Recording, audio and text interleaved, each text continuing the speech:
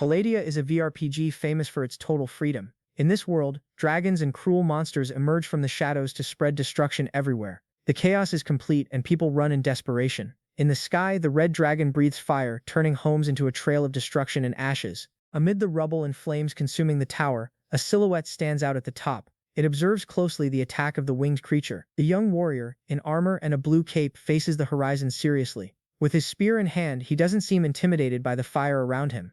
He prepares for battle. As one of the best players, he knows every detail of this world like the back of his hand. Today's mission is clear: take down the adult white dragon and secure the maximum reward from the challenge. He leaps towards the sky as a massive explosion destroys the structures below. In the air, the warrior confronts the monster's gaping maw head-on, ready for the final strike. He shouts with rage, swearing by the great Titan god, and he will send that beast to hell as he advances with his spear. But the dragon does not hold back. It unleashes an absurd blast of fire, covering the sky in intense flames. The warrior screams in pain as he is engulfed by the monster's flames. The impact is devastating, leaving only a trail of destruction and flames in its wake. The warrior plants his spear into the ground as a colossal aura of fire explodes around him. The red dragon lets out a furious roar, ready to end everything. With a desperate shout, the hero charges against the massive body of the beast. The collision creates a devastating explosion, transforming the scene into pure fire and debris. Fallen among the rubble and flames, the young man gets frustrated seeing that nothing worked.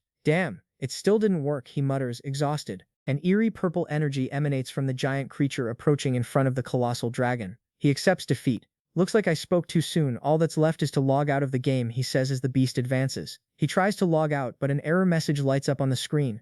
"What's going on? Why can't I log out?" he shouts in shock. The dragon lets out a deafening roar, its eyes glowing with pure electricity. He panics at the error screen in front of him. "Don't tell me there's a system error. Not now," he cries desperately. The beast's maw opens right in front of his face. All he can release is a scream of terror. The colossal paw of the dragon crushes the ground with a devastating impact. Someone shouts for everyone to look at the sky. Something strange is happening up there. The crowd watches the large screen, shocked. Someone is challenging the white dragon, they say. Others believe it's just a suicidal mission. In the middle of the street, the young man walks. A digital aura begins to surround his body. He remains silent, his gaze serious and focused on what is to come. He stares at the screen and warns that next time he will take down that beast. He just has to wait. The young man crosses the street distracted, unaware of the movement around him. A truck suddenly appears behind him, speeding. The driver panics. He screams in fright as he senses the danger. With eyes shining intensely blue, drops of blood fall into the darkness. They create circles in a red puddle. Lying in the snow and surrounded by blood, he wonders if he is dead. Meanwhile, the system alerts that he needs immediate assistance.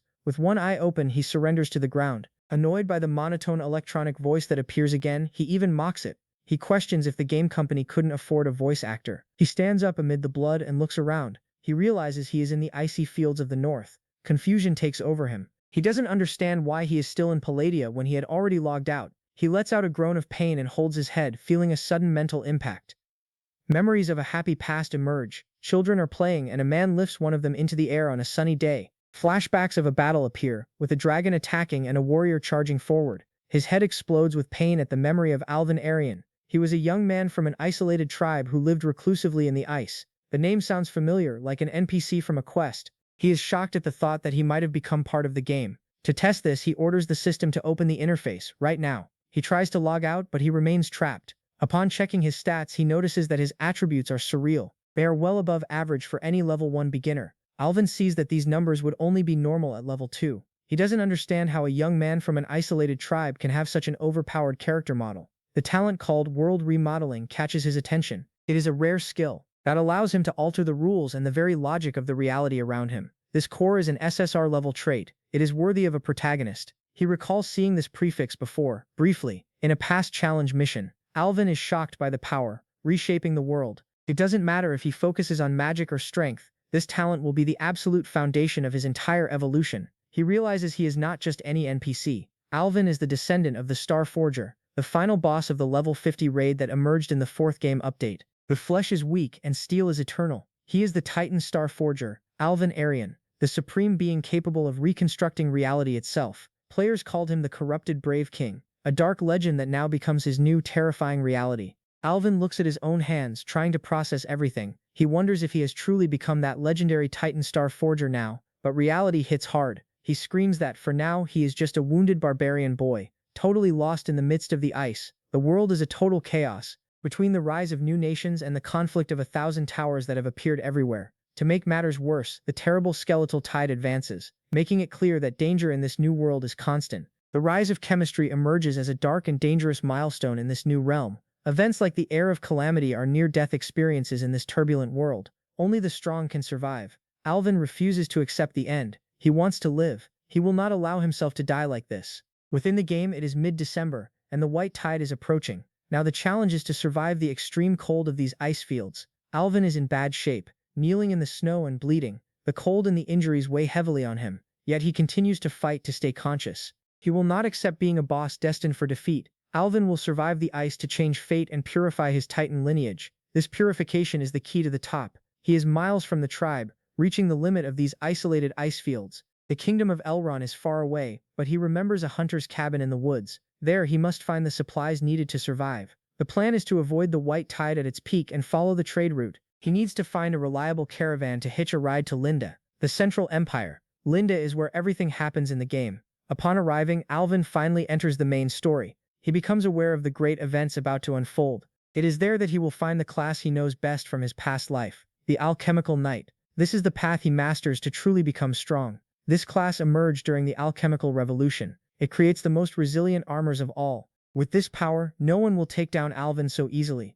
Alvin hears a strange noise. There is movement nearby. He stays alert and wonders if someone has finally appeared. Even injured, he drags himself through the snow to see who is approaching. He hides and watches closely, ready for anything. Alvin notices someone coming on horseback. He finds it odd, as no one would pass by there, far from the trade routes, without a special reason. Shadows emerge on the frozen horizon. The sound of galloping indicates that the group is arriving. A woman in a white cloak appears, riding a giant bird, swiftly advancing through the landscape. Behind her, shadowy knights with red eyes and blue flames appear, armed and ready. The woman tries to dodge as several arrows cross the sky. She looks back, sensing the deadly danger closing in. The pursuers show no mercy and fire their crossbows. They charge quickly on mounts of blue flames. Alvin watches everything from his hiding place, startled. He notices something very wrong there. He realizes that the horses do not emit any smoke in the cold. They are undead mounts, silent, typical of the nobles of Arund. The woman in the white cloak flees fast on a giant winged creature crossing the snow. Alvin finally recognizes her. It is Fredia Goodsmith, the powerful empress of the magical kingdom of Elrond. Alvin notes that she is still just a princess. He concludes that he is before 886, in a world of swords and magic, akin to the Middle Ages. From his veteran experience, he assesses that the level of those three pursuers does not exceed Tier 2. With this in mind, Alvin understands that there is only one possible response now. He buries himself in the snow to advance unseen. They should capture her alive, one replies sharply. No need. The order is to kill. The knights aim their crossbows at the girl desperately fleeing through the snow. A hand bursts from the ground, surprising one of the pursuers. Alvin grabs the horse's leg tightly. He interrupts the enemy's advance. The knight gets scared by the jolt and screams, not understanding what's happening.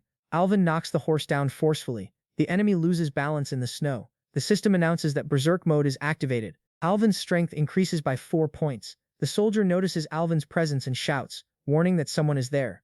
Alvin becomes furious. He yells that they truly had the courage to hit his mount. The enemy goes into shock. They are completely unresponsive as they see the attack coming so fast. With a sudden movement, Alvin grabs the opponent with full force. Alvin confirms his suspicions. They are those Elrond trash known as bats. The enemy screams desperate. They do not understand why they can't hit the mount. Then, they let out a groan of pain as Alvin immobilizes the target. The other knights charge forward, shouting orders to kill him immediately. Alvin uses the opponent as a shield, causing the guy's allies to accidentally hit their own teammate. What a blunder! Alvin notices that the resistance of this blood race is bizarre. Even at low level, they don't die easily, not even with their organs destroyed. Alvin's mount is at its limit. It's exhausted and panting during the escape.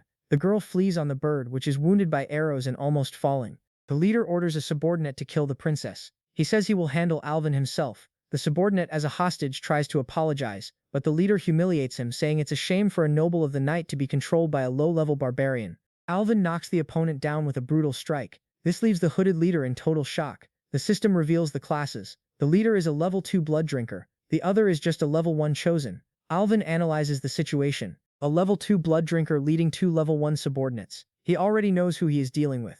Without wasting time, Alvin charges forward for the final attack. He is determined to wipe out the leader's race right now. The leader attacks quickly. He makes the barbarian feel the speed of the blood race. Alvin braces against this speed. He cannot hesitate. Alvin feels the cut on his face and admits the attack was indeed dangerous. Alvin locks the enemy's arm and challenges him. Do you want to see how he will use the sword now? It's his turn now. Alvin prepares a powerful punch to end the fight. The guy is in total shock. He can't believe what is about to happen. Alvin throws the punch and lands it perfectly. The impact is brutal. It sends the opponent crashing to the ground. Alvin admits that the Berserk mode's resistance saved him. If he felt all that pain now, it would be unbearable. He mocks, asking if the nobles of the magic realm are all like this, without real combat experience. The blonde picks up a huge rock. She warns the stranger not to underestimate the plebeians of Elrond. She is furious and ready to crush the fallen guy without mercy. She brings the rock down with all her might. The impact is violent, and blood splatters everywhere. Seeing the brutality, Alvin raises his hands. He retracts what he said. He admits he was wrong about their lack of experience. Alvin points to the side. He warns her that her mount won't survive. The creature looks very bad lying in the snow. Desperate, she runs through the snow shouting Fillory's name. The giant bird is in terrible shape, lying on the ground, its gaze almost fading. She embraces the bird's head with great sadness and calls for it again. Fillory lets out a very weak groan as she receives a final caress. She says goodbye to her partner and friend, wishing it to rest in peace. While embracing in the snow, the young silver-haired man watches everything in silence. He respects the girl's mourning. Amid the blizzard, she thanks him for his help. She introduces herself with a giant name but says he can just call her Freya. He admires her look and thinks it makes sense that she is so famous. Noticing his gaze, she asks suspiciously what he is staring at. Awkward and nervous, he changes the subject, saying he remembered something really important. He walks over to the body in the snow, leaving Freya completely confused by his behavior. Smiling, he starts collecting the loot. He says everything here is worth a lot of money. The man screams in pain as blood gurgles with a threatening blade at his side. Freya immediately asks for his name and where he came from. He calmly replies that he is Alvin Nurian, and he is unnoticed. Surprised, Freya asks if he is the Blessed Firstborn. Alvin is surprised that she knows the ancient saga. She explains that she learned the basics in the capital's library. It is the origin of the Chuma language. He asks who they are and why they were being hunted. Alvin feels he needs to discover more about this part of history. She reveals that she is the first princess of Elrond. Even though it is hard to believe, she tells him that she was attacked on her way to graduation at the Royal Academy. Alvin finds it strange that she is in the ice fields. The location is over 100 kilometers from the Elrond border. She explains that she had to flee far to avoid the real trap. She mentions Hondo, the magical kingdom famous for modification and necromancy spells. Because of this, the ruler there is known as the Demon King. At first, they were numerous masters in medicine. However, they were expelled by the religious. They were forced to migrate to the barren lands of northern Palladia. To survive the monsters, they became red mages and flesh monks, mastering advanced techniques of body modification. Finally, the profession emerged that truly plays with bones and souls. The necromancer. They created a ritual capable of reshaping the human body. It is the secret rite of Elrond. Since then, the Elronians have become the most eccentric group in the world. No one knows what they hide about their bizarre appearances. Unlike the nobility, the commoners undergo cheap modifications and become lesser demons. They turn into farmers fused with oxen or gorillas. Who would have thought that that scatterbrained princess would one day launch a glorious revolution? She will try to break this class system. But, unfortunately, in the end, the young man with white hair asks what she meant by the real trap. She explains that the attack at the academy was merely a distraction. It was meant to force her to flee to the capital, where the enemy army would be waiting. That is why she separated from everyone and took the detour through the northern ice fields. She hoped to encounter fewer enemies here. She grips her cloak tightly and admits that she thought she could handle everything on her own. The young man thinks he didn't expect the future Blood Queen, the Demon King, to have such an innocent side. She asks if he is still listening, and the young man confirms. In that moment, he asks if she wants to know who sent the assassins. She reacts with surprise, eager for the answer. He grabs the fallen assassin by the hood. Determined to get answers, the young man lifts the wounded man. The princess watches, confused. She doesn't understand the plan. Straight to the point, he asks how many people in Elhome master the bloodline modification rituals. She explains that 12 noble families oppose commoners in the academy, but she doubts they would go as far as to kill royalty. He looks at the fallen guy and states the truth. She is forgetting a very important group in this story. Curious, the princess wastes no time and quickly asks who he is talking about. He reveals that they are the necromancers. He even mocks the assassin, saying he pretends very well to be dead. The assassin says nothing. He just observes everything in silence, with a tense gaze. The guy lying in the snow laughs and admits he didn't expect to be discovered. He reveals his bizarre corpse-like face, shocking everyone. The blonde analyzes his techniques. She realizes she is dealing with an elite mage from the necromancy faction. Elrond, the necromancer, praises Princess Antonia's intelligence. He recalls that she was the first genius to graduate with honors at the sanctuary. The necromancer snaps his fingers. He reveals he only has one backup plan. He received help from the so-called Exalted. He laughs and says they could have even escaped. As circles of dark magic emerge on the ground around him, the villain's body violently tears apart in a bizarre and grotesque transformation. Multiple eyes and mouths sprout from the living flesh, completing a fusion of pure horror. The transformation ends with a bizarre giant, with exposed muscles and glowing eyes. It exhales a sinister mist as it treads on blood. The villain says he hasn't killed yet to spread his master's mercy, but he admits that he didn't want to eliminate such a talented young man with his own hands. The young woman watches the scene, worried. She senses the real danger coming from that colossal creature. The warrior tells her not to be afraid. He decides it's time to have a serious conversation with the enemy. The young man asks if the guy is only level 4. The masked figure confirms and says that despite his age he followed the path of the flaming sword. He admits there is still a gap for perfect beings. He asks if the boy really thinks he can defeat him. The hero smiles and says it's nothing like that. He was just curious. He approaches his ally and touches her waist while the villain watches from afar. He asks if the enemy forgot that his people have the ability of swift feet. As he flees carrying his ally, he leaps away at high speed. He gives a mocking wave to the crowned wizard. The villain becomes angry, not understanding how the boy discovered that the skeleton general was not fully calibrated yet. Furious, he makes one last promise of revenge, telling the barbarian brat to wait for payback. The skeleton general writhes as his bizarre form begins to change. The regenerated monster roars in fury and orders his minions to hunt the fugitives immediately. The villain shouts that he will not run, but the barbarian laughs and states the truth. A level 4 is nothing compared to him. Green energy shots cross the sky as the hero flees with the girl on his back. Green explosions hit everything around them. The red monster pursues them and demands to know who he is and how he knows so much about necromancy. The hero glances sideways and replies that he is just a passing barbarian.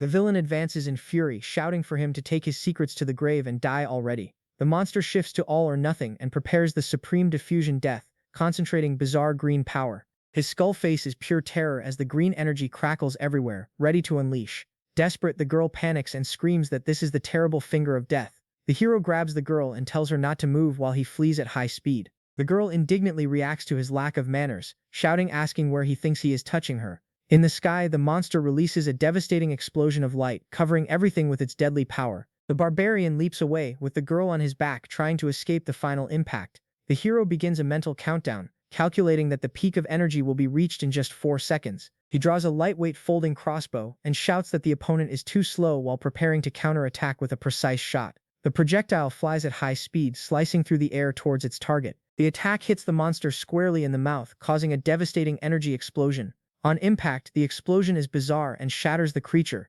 sending pieces flying in all directions. The monster's body crashes down onto the snowy ground, making a loud noise upon impact. The hero looks at the defeated beast. He says that now they are finally safe. Confused by the madness, the blonde girl asks what happened. The red monster, surrounded by lightning, acknowledges the good blow. It warns that it will remember the boy. The story now focuses on the capital of Elrond, Evan Moore. Under a constant rain in the Demon King's chambers at the Spring Palace, someone with pink hair rushes through the hallways. The young man hurries across the luxurious hall, keeping his eyes fixed on what lies ahead. He tells his father that the royal sister has disappeared.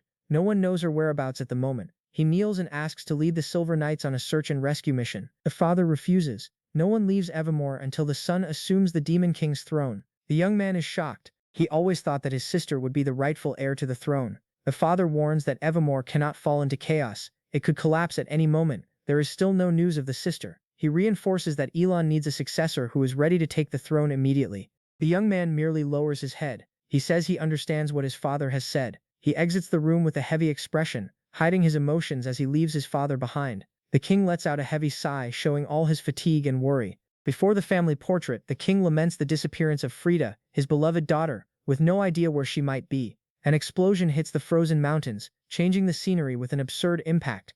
The young man with white hair is shocked by the sudden disappearance, complaining that they didn't even warn that they would come back. The blonde looks at him with suspicion. She asks who he really is, surprising the young man. He calmly replies that he is just a barbarian. She calls him a liar, stating that real barbarians refer to themselves as men from the north and hate that term. She also questions how a barbarian could know so much about magic, especially dark necromancy. The young man tells her to stop. He says he cannot reveal the real reason. He suggests that she pretend that a meme whispered everything in his ear. Even though she doesn't like liars, the blonde decides to cut him some slack. She accepts his excuse for now. She grips the fabric of her skirt tightly, shifting her posture to something more serious. Revealing herself as the eldest princess, she formally thanks him for his help. Twice, with a smile, she assures him that the Gutsmith family will surely return the favor for all he has done.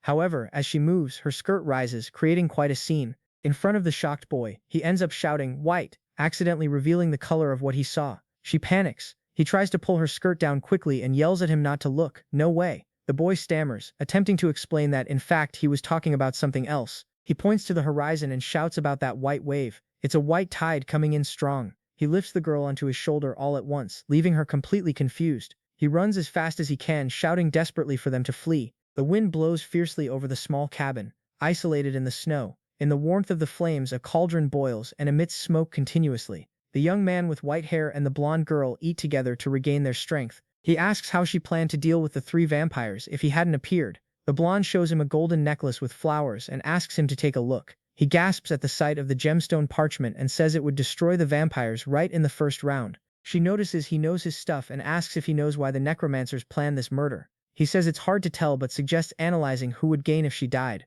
She lowers her head and says maybe the culprit is her own brother, Otto. He is surprised and asks if it's that pink-haired prince who dresses as a woman. He warns her not to be fooled. If she died, the prince would seem the winner, but that's not the reality. She agrees and says the other wouldn't even have the courage, even if he drank a whole bottle of vodka. He explains that the Demon King is sick. If Otto takes over, the faction fight worsens, and the group controlling more resources wins. She is shocked and asks if he is talking about the Necromancer faction. Determined, she stands up and declares that she needs to return to Eva Amor immediately. The white-haired boy warns her that if she leaves the house now, the white tide will turn her into an ice statue in just 30 seconds. She retorts, saying she can't just stand by, watching them destroy Elron. He explains that the tide lasts 3 days. No one moves against the necromancers. She is alive, and knowing the truth is the greatest threat to their plans. She looks at Alvin and asks if the so-called common barbarian has any suggestions on what they should do. Alvin smiles and says returning alive to the capital is her first step toward victory. She is surprised by the encouragement. It seems she finally makes an important decision. She states she needs a knight by her side to stop the necromancer's conspiracy in the name of the future 43rd Demon King of Elhorns. She extends her hand and proposes a contract with Alvin. Alvin declines the offer. He says he has many things to do and can't stay in Elhorns for long. He explains that for the Goodsmith royal family, a contract is sacred. Once signed, it must be followed until death. She insists she can't just stand by while the necromancers plot their schemes. Alvin understands the gravity of the situation. With no lands or titles to offer, she proposes that he be her Black Knight, offering herself as the only payment. Alvin nearly chokes on the proposal. He didn't expect her to be so direct. He declines, stating he has his own mission. Alvin suggests a secret rite in return, shocked by how advanced the princess is. She agrees to do the rite when she regains her mana, but warns that he must choose the type and prepare the materials in advance. Alvin walks away to ease the tension, and the princess follows closely. He says it's hard to explain with just words and decides to try to remember. Blue sparks begin to appear in his hand. The mystical energy wraps around his fingers, responding to his command. He activates his core talent, reshaping the world. A giant magical cycle glows intensely behind him. As he touches the light, the environment vibrates with powerful static. Alvin feels the memories of the former owner of the body and his Titan Genesis becoming clearer now. He assures himself he hasn't forgotten the mission to discover all the truth behind the burned village. The scene cuts to the icy fields of the north, focusing on a hunter's isolated cabin. A blonde woman senses the energy and wonders what is happening. The woman notices that the ritual can create level 3 warriors in mass, but Alvin asks if there is any problem with that. He explains that the materials are on the black market. The only thing really hard to find is dragon blood. She holds him and asks if he truly wants to stop the war. That method was not created to bring peace. Alvin says that power itself is neither good nor bad. He reminds her that she is just a scholar, not a demon king. She silently observes Alvin, reflecting on what he said. She swears by the blood of the Ghostsmith lineage. She will not reveal or use the project without Alvin's permission. Alvin says that there is no need for such seriousness, but she warns that in 3 days they will seek the materials in Flanders. 3 days later he arrives in Flanders. It is a trade city of the Demon King, free from noble control. A demon with bullhorns shouts to clear a path while pulling a load. Alvin watches the movement from inside the carriage. Other brutish demons work hard, carrying structures through the busy streets of Flanders. Alvin recognizes those low-level demons from the game, but seeing them in person is a completely different experience. Upon seeing the scale of everything, he realizes the truth. This is a real world, not just a dream. The blonde girl opens the carriage curtain, excitedly announcing they have finally arrived. Alvin dismounts and waits as the young woman exits the carriage, in front of the grand stone buildings of the city. Noticing Alvin's distraction, the girl asks what he is looking at in the busy street. Alvin keeps his focus and warns his companion to be careful. He feels they are being watched. The blonde girl worries and asks if they have already been discovered while walking through the crowded street. Alvin says that the situation is not so bad, maintaining his calm while observing the city. He notes that the disguises of those people are too obvious, just bait to hide real professionals. Alvin admits he can't protect her now. The black market is the only option. She quickly asks how they can get in there. The young woman shows a pouch with a few gold coins and worries that the money won't be enough. Alvin tells her not to worry, assuring her that Mimir will tell him everything he needs to know. They continue walking in silence through the city streets. The pigeons gather near a fountain, pecking at the grains on the ground. In the square, they hear that a bag of feed costs only half a copper coin. As they walk, Alvin comments that midnight tends to clear someone's mind. A man with a hat and a striking scar on his face watches their arrival with a serious look. Alvin stops in front of the stranger, who immediately asks who he is. Alvin calls the man Garm. He uses game codes about the Rio boy and the gates of Rio, feeling a hint of nostalgia. The blonde girl feels confused by Alvin's talk. She wonders if all of this has something to do with the black market. The man wants to know who he is and warns that without a boatman's recommendation, no newbie enters the market. Even being a respected alchemist, Alvin isn't shaken by the barrier. He asks what would happen if he were in fact Hermes' messenger. The guy replies that it depends on the weight of the burden he carries. But he mocks, saying that Alvin's load doesn't seem like much. Alvin gets real and says the guy has misunderstood everything. He reveals that he is not a merchant. Activating the world remaking core, an intense light begins to transform what he holds. The light reveals an imposing gold ring, with a red gem and several runes engraved. With the ring in his palm, Alvin asks if the situation is resolved for him to pass now.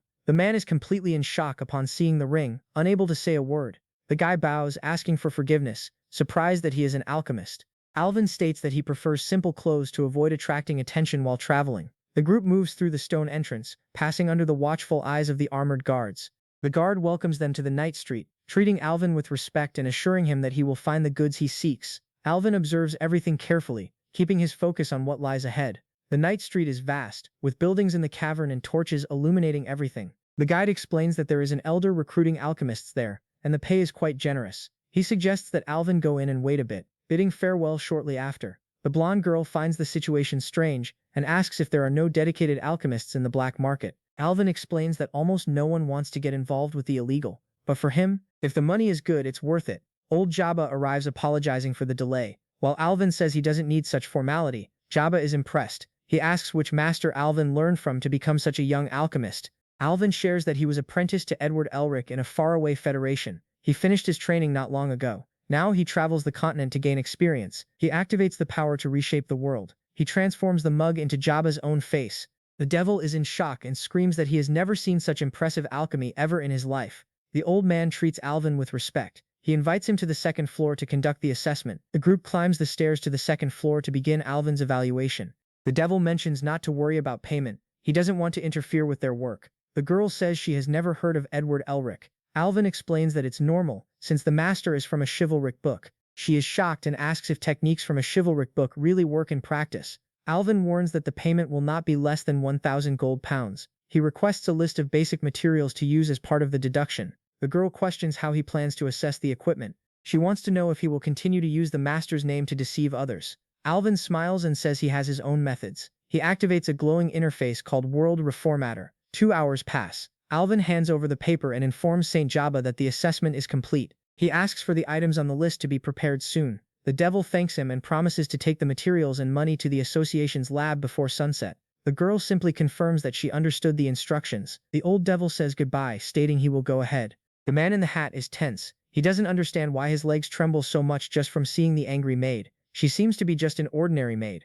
The assistant whispers that Edward Elric came from the frozen fields. He casts doubt in the air. Is this guest really who they think? The master orders to inform the chief right away. He realizes these guests are not simple at all. The subordinate confirms he will carry out the order. The man in the hat feels upset about trembling. He doesn't understand how a mere maid can have this effect on him. It's so scary. Just by frowning, the assistant gets straight to the point. The targets are a man and a woman from the ice fields. Everything indicates they are the same guests. The master sends a message to the chief. In that moment, he realizes those guests are dangerous. The subordinate runs to deliver the message. The destination is now the imposing headquarters of the Alchemists Association. The man in the hat laments that even Jabba, with all his reputation, can't find the dragon's blood that has disappeared. The blonde doesn't waste time. She starts to draw her sword, determined to act. He sees what she's about to do. He asks, worried, if she really plans to go through with this. Even sweating cold, she presses the blade to her skin and lets the blood flow. She positions the vial and begins to collect her own blood from the cut. She shows the vial and asks if this amount is enough. The guy in the hat hesitates and asks what he should do now. Then, a black book is slammed onto the table. She warns that she needs time to prepare. She suggests he use this time to memorize the dictionary, since he doesn't speak the language. Removing his hat, the guy questions if she is discriminating against the barbarians with that comment. Not wasting time, he settles on the sofa and starts to read the book attentively. But soon he lets out a sound of surprise upon noticing something strange on the pages. She begins the process, channeling the energy from a blue crystal into the vial. Focused, the young woman sweats as she controls the magic precisely. The guy admits her technique is so good it makes him, a former alchemist, feel inferior. 3 hours pass as the candle burns. During the long preparation, the magical circle glows intensely while the green liquid reacts in the container. Relieved, she wipes the sweat and says it took 3 hours. She feels her abilities have regressed since leaving the city of 1,000 towers. The guy admits it's his first time with this kind of magic. Worried, she asks if he shouldn't test it before using it directly. He smiles and says it's all right because he completely trusts her abilities. The completion rate reaches 200%. This means that by swapping materials for high-level items, the ritual plan has been fully optimized. He places his hand on her shoulder and assures her there's no problem at all. The guy asks her to trust him and, above all, trusting in himself. Ready for what comes next, the young man removes his tunic. He reveals he is ready to begin the procedure. With everything prepared and a determined look, he announces it is time to start. Startled, she covers her face and asks what he is doing. The young man asks her to turn her face while he positions himself to start the ritual. She begins the procedure. She recites the spell False Life of Double Limit while marking his back. Golden runes shine brightly on the young man's back, sealing the activation of the technique. She explains that she used a water-breathing spell on him, so he won't need to hold his breath inside. The single circle shines around the green fluid tank. The young man starts to enter the magical water for the ritual. She confesses that, despite everything, she is still quite worried. He asks not to overthink it, assuring her he's doing this only for his own good. Fully submerged, he closes his eyes as bubbles rise around him. Floating in the tank, he repeats to himself that this choice is purely personal. The energy in the fluid forms a bright and powerful green whirlpool. Suddenly, his eyes shine with an intense green. He is startled. He goes into shock at the sight of his own body in the tank. Not understanding anything, he wonders if his soul has just left his body. Before him, a holographic projection appears, detailing the human body and various organs floating. He feels confused by what he sees. Noticing the scattered pieces, he realizes the challenge will be to assemble them. Is he really going to have to put all that together himself? He feels quite tense. Even being a veteran, he has never performed surgery before. Staying still won't solve anything. He needs to act before time runs out. He decides to integrate the second heart to maintain circulation, focusing on surviving. Done, it's complete. He connects, and the heart shines brightly. Now come the nervous, digestive, respiratory systems, and the tubular skeletal strengthening organs. Not bad. He sees there's even a set of black shell armor available in the system. The complete armor appears, shining brightly in the hologram. The timer finally hits 0 seconds. The procedure is over. Time resets and his attributes rise. He gains a divine armor and activates the Titan lineage, but he complains that he still wanted to check the system. The young man floats in the green liquid. The young woman observes the success of the magic. She is impressed and admits she did not expect such good results from this new formation. Watching the submerged young man, she concludes that this barbarian really struck it big. Strong knocks echo on the door, interrupting the silence of the place. The young woman becomes alert. She finds the noise strange. She wonders if there is really someone there. Someone knocks hard on the door, breaking the silence of the place. The man with the monocle apologizes to Lord Arana, explaining that there was an error in the recent inventory. She informs that the Lord is in an experiment. Noticing that the arcane seals detected several people, she decides to reinforce security. She activates the sealing protection and several magical vines appear to block the entrance. She begins an instant faction summoning, calling a level 1 monster to help her. A bright blue portal appears before her, emitting a constant sound as the magic stabilizes. The light intensifies at the center of the magic circle, preparing for the arrival of what has been summoned. She thanks them for answering the call and asks for help recovering her mana. The light shines brightly in her chest as the magic begins to roll into action. Someone calls for her lord, warning that the matter is serious and they need to talk face to face right now. She concentrates and summons tier 2, 3, and 4 monsters, one after the other. A giant polar bear, an ice warrior, and a mystical wolf appear ready for battle. The rings of light shine around the beasts, indicating the summoning ritual continues. She activates a 5th circle magic to summon a planar ally and reinforce her army. A leather-clad angel emerges from a golden circle, radiating divine light throughout the place. The entity is named Gabrielle and gazes at the field with an imposing and celestial look. Gabrielle pledges loyalty and says she will fight for her lady with all her strength. New allies appear: a bear wearing glasses, a blue giant, and an electric wolf. The man in the hat orders Blue and Gugu to break down the door. The two advance into the fray. One of the brutes slams against the door and destroys the entrance with a powerful blow. The invaders are thrown far away by a wave of golden energy. As they scream in pain, one of the brutes flies through the air. He curses the cursed magic that struck him. The leader, wearing a hat and monocle, becomes furious. He orders his men to force open the door, no matter what. The gang is preparing with axes and weapons. They are ready to obey and invade at any cost. The guys attack the window with all their might. They use axes and objects to try to get in. The glass cracks, but the magical plants hold the shards and prevent the invasion. A winged woman appears, saying she has finally been summoned. Lady Antonia sent her to take care of the young girl. The girl asks Gabriella to stop, but the entity warns her that her father is ill. She tells her to notify her mother. The girl accepts the mission with a firm look. She says she understands what must be done. With a loud crash, the invaders break everything. They invade the place using axes. An armed group advances, led by a man in a hat commanding the invasion. The leader freezes in shock when he sees the winged woman and several magical beasts protecting the girl. He goes into shock and starts sweating cold. He doesn't understand where so many creatures came from, as there should have only been two. Without giving time to react, the winged woman and the white beasts charge in a fierce attack. Panic spreads, and the leader screams desperately for his men to try to hold those beasts back. Offended, the bear with glasses attacks one of the invaders. He roars, asking who he is calling a beast. The blue giant attacks with all its might, and the men can only scream in terror as they are thrown around. The mustached leader shouts for everyone to run and save their lives, right now. A glowing white wolf appears, snarling. It blocks the path, preventing the leader's escape. Terrified, he tries to calm the beast. He calls it a good puppy and begs not to be bitten, promising tasty treats. The white wolf lets out a fierce bark, showing its fangs and bright eyes. The wolf attacks and bites the mustached leader, who goes into shock from the force of the blow. The angel understands why she was not summoned earlier, while the other asks her to take the fight seriously. The angel complains that her nun was taken by a barbarian, leaving her partner confused. She is completely surprised to see the state of the young man. The elf is shocked that the angel used noble blood in a ritual for the barbarian, and they question their relationship. The angel asks for silence. She says it is not what she thinks. With a serious look, the woman begins to reveal who he really is. She says he is a very important friend.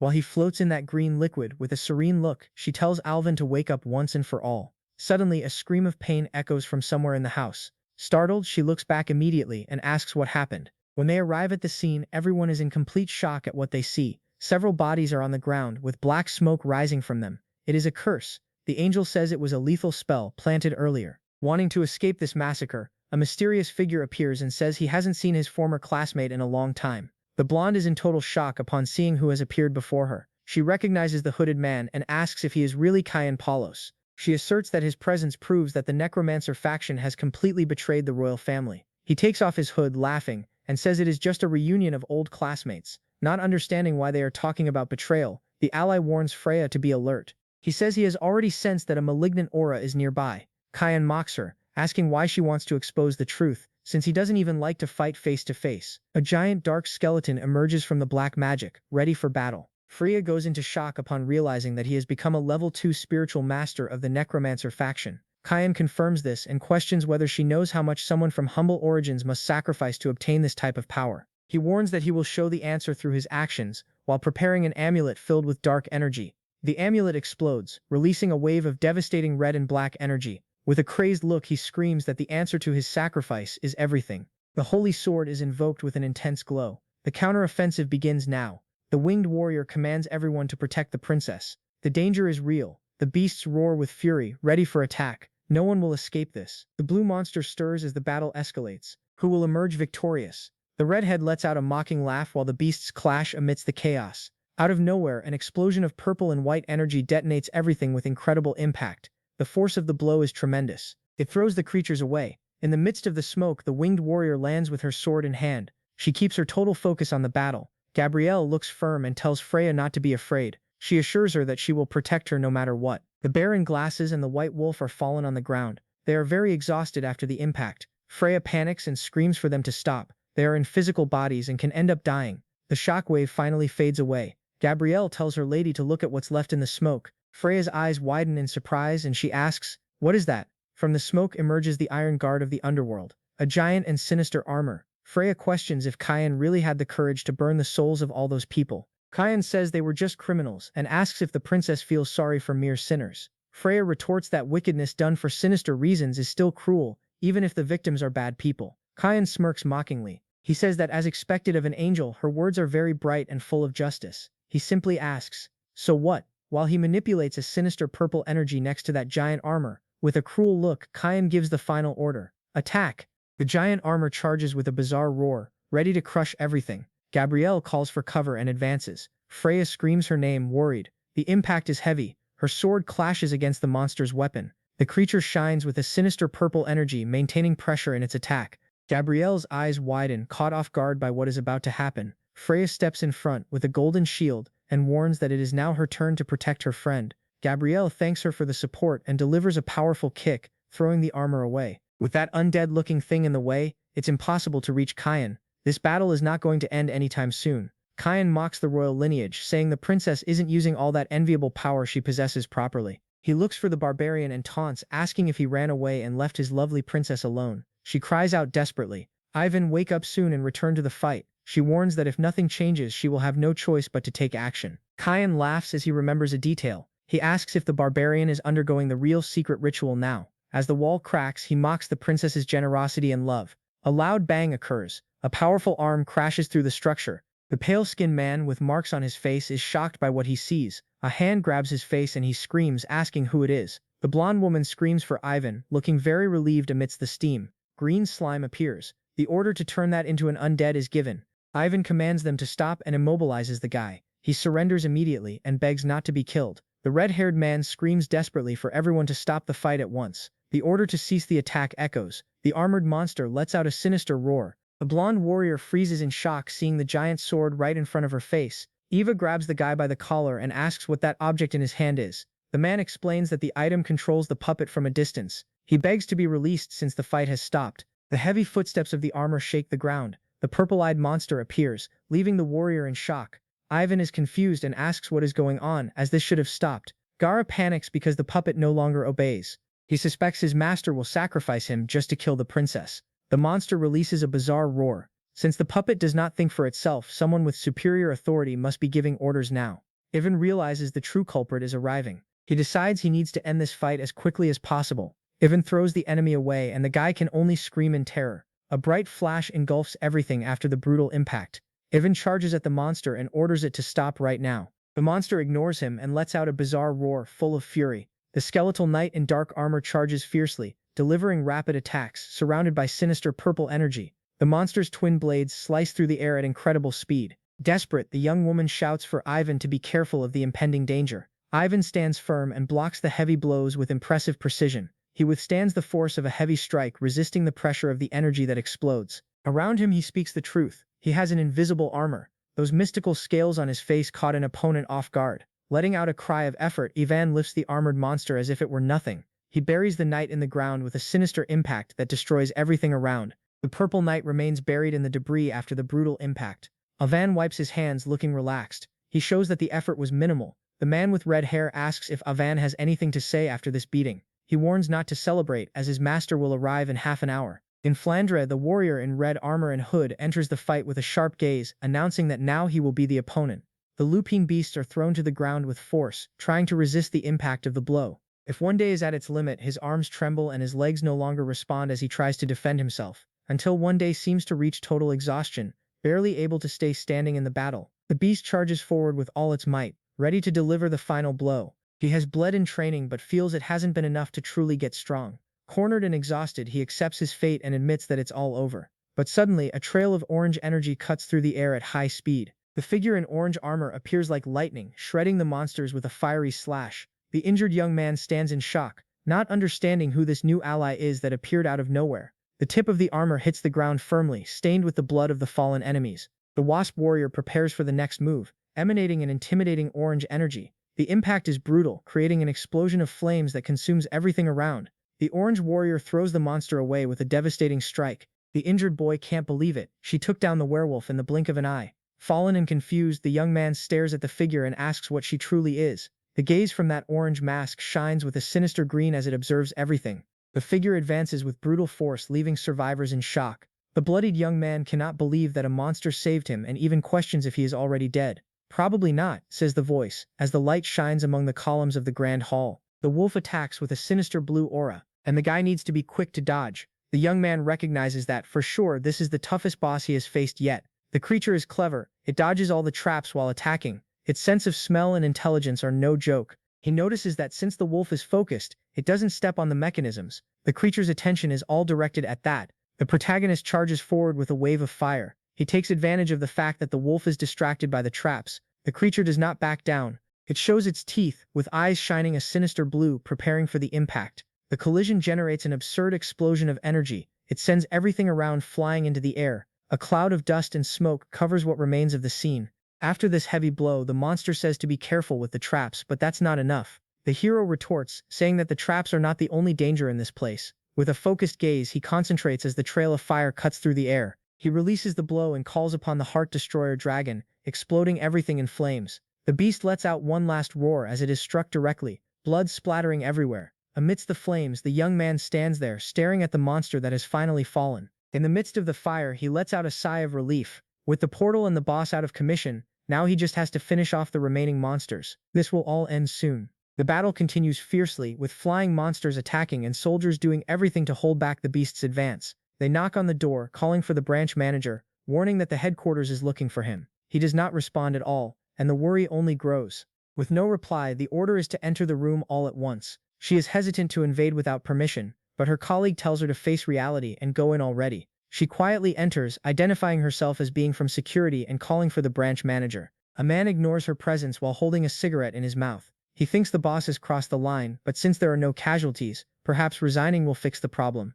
A piercing scream echoes throughout the place, leaving the man in total shock. A man bursts into the room wanting to know what happened, and finds his colleague on the floor in shock, stammering about the branch manager. The scene is grim. The manager is there, sitting and motionless, with blood dripping from his mouth. There is no way anymore. He is dead.